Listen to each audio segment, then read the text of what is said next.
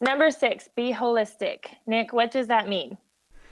Well, it's a great idea because it's kind of the counterbalance to what we just said in number five. Well, on the one hand, we don't want to be afraid to repeat a commitment and build on it. On the other hand, we want to be aware if our commitment is always the same thing and always in what I would call the same arena of life. You know, we live our life in the arenas of the physical, the mental, relational, emotional, and what we call spiritual. And even though all life is spiritual, generally we mean our commitment to God, to church, to our faith. And if we're making our commitment in the same one every week, like I think the most common is a man or woman who's saying, well, this week I'm going to read my Bible more. And it's been the same every week for like 8 weeks. And now it's not just that they're not afraid to repeat. It's they're kind of stuck in the same area. And we need to find out either why are they not growing in that area, or have they just limited themselves and they need to think about what could I be working on physically? What do I work on relationally? What do I work on mentally? So really kind of track yourself. And if you realize week in and week out, my commitments are always the same thing or in that same general arena, like 1 week it's the Bible, 1 week it's prayer, 1 week it's my church commitment. Like your life is more than just that one aspect, and your healing is more than just that one aspect. And the more that we include all the parts of our life and we grow holistically, that's where our change, I think, really sticks and lasts, because now it's not just that one area, but it's everything working together. And that's one of the things I think I learned really, really quickly in group, especially now being a couple times in.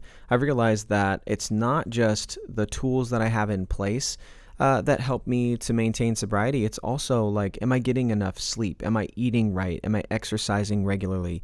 Am I engaging with my wife on an emotional level, on a spiritual, like there's just so many different things that cater to or really enhance our holistic health. And I think that when you're just focused on one specific area with your commitment to change, you tend to pigeonhole yourself, and maybe you get really, really healthy in that one area, but then the rest of them are lacking. And so if you're able to really broaden the scope into what you want to work on in all these different areas, you're going to find it that you're going to have more holistic health.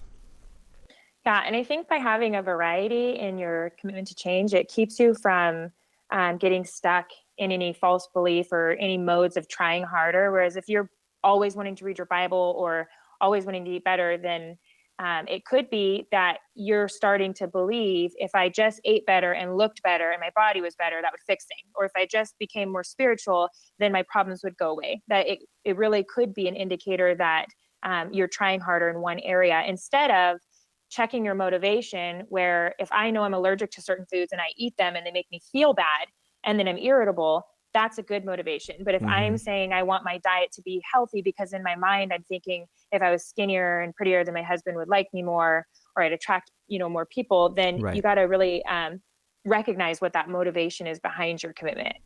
Yeah, our problems and addictions are complex and multi-layered, and so our healing and the solution needs to also be multi-layered so that we can really address all the places of our brokenness.